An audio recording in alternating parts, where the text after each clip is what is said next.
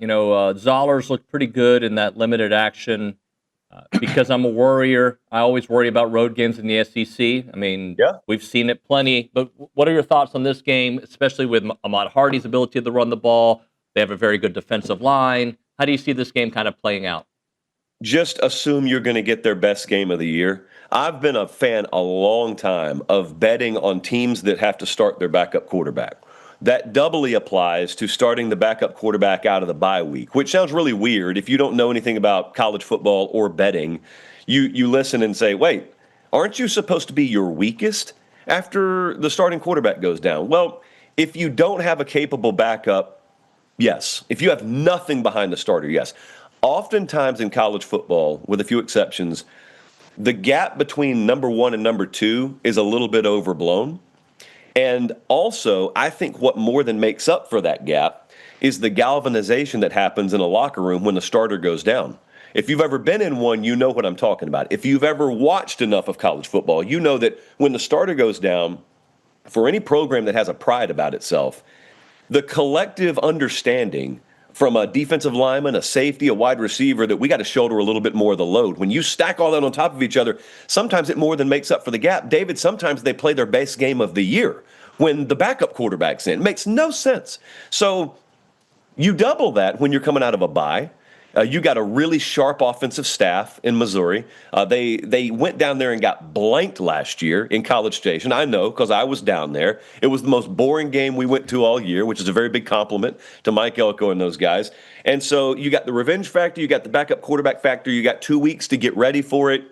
And I think if that didn't wake you up enough, if A&M's struggles on the road historically aren't fresh enough in your mind, not this year so far, but historically, if that's not fresh enough in your mind, if the understanding that this is new territory for A&M, this is sort of rarefied air for them, and you got to go on the road here in November, if that doesn't wake you up, maybe that point spread woke people up when it started circulating, and it was, at last check, under a touchdown. Maybe that woke people up. Watch what Texas struggled to do in Starkville. Georgia's going to Starkville this weekend. That line's around a touchdown. So this league this year, man, the worst are not terrible. The best are not great.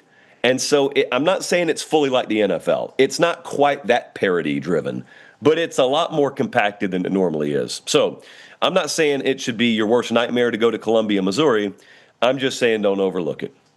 Josh, to kind of help illustrate that point, last season, you look at what A&M did, and a couple of their best wins were backup quarterback games. Marcel Reed got his first start on the road at Florida. Marcel Reed came in at halftime versus LSU and took over that game. So you look at that, and you also consider what happened last year at A&M. Even though they lost to South Carolina, they go to Auburn, a game that they should absolutely win, and they lose in overtime, a game that they were down, 21-0? So, and again, same point in the season, early November. Yes, it happens all the time, to the point where I'm almost surprised people get surprised by it. More often than not, when you have the backup in, good things happen. It won't happen over a sustained period a lot of times. So this is kind of like a sugar high sort of thing, but it doesn't matter for A&M because they're not playing Missouri in a best-of-7 series. They're playing them one game this Saturday. So also, I mean, think about Missouri's situation right now. Like, they're looking at their schedule. I was at the Vandy game, and the quarterback goes down, and man, I was with Drinkwitz after the game for a little while. I was around that team for a little while. That was as deflating a gut punch as you could have, because not only do they lose the quarterback, they lost him on a 4th and goal play in a game that ended up turning, and it's a one-possession game, and they lost it. So, like, a lot of your preseason goals go out the window. Your quarterback goes down. If they had to play A&M 6 days later, buddy, it would have been tough.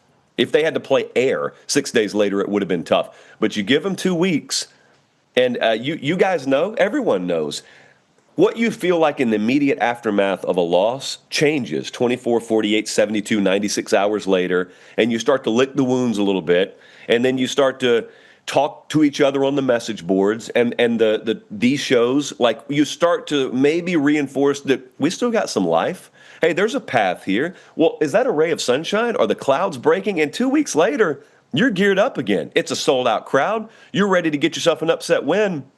So you just got to change the way people think.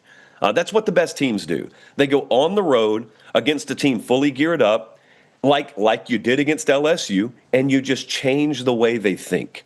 And the more consistent you are in your performance, the less variance there is in the outcome. That's what you're looking. That's what peaking is. That's what ascending towards a peak is. It's your consistency in performance continues to crystallize itself, where it's not up and down, up and down. It's just kind of linear, kind of steady, kind of progressing. Last thing for you. Last week I asked you this. I'm going to ask you again differently. The ripple effects of coaching changes in the SEC, or just in general in college football. Now Auburn's open. Nobody's surprised by that. It was trending in that direction for quite a while. But somebody will leave a program to be the head coach at Auburn, at LSU, at Penn State. Like, all these places are going to have ripple effects. So just for a moment, what is it going to look like, you think, next year? And maybe not where people end up, but just in general, the amount of shuffling we're about to see. Yeah. So there is nobody who could possibly answer the question. The most dialed-in agent, whoever you think, Jimmy Sexton, if you think that's who that is, he could never answer the question. Not because he doesn't want to, because he can't. No coach could answer that question. No AD could answer the question. What you'll have, it's the most boring answer. There'll be a lot of new faces in a lot of new places. What interests me the most, a lot of times, David, is new head coach takes job. For example, let's say that's Lane going to LSU. Let's just say that. Does he take Pete Golding with him? Who do you take with you? Who gets left behind? Does Ole Miss offer their job to a coordinator from your staff to keep them behind? Like when you saw Notre Dame offer Marcus Freeman the job and Freeman doesn't go to LSU. Think about how huge a deal that is, that you got Brian Kelly, but you didn't get Marcus Freeman. That is so underappreciated when these moves are made. And yet it's sometimes the biggest lasting storyline, who you did or didn't bring with you, because it's a staffing game. It's not a one-man show. It's a staffing game. Thank you to Academy Sports and Outdoors for the free portion of this content here on TexAgs.com. If you want to listen to the extended version, go to TexAgs.com/subscribe and become a premium subscriber. And if you're a student at A&M, take advantage. We'll give it to you for free.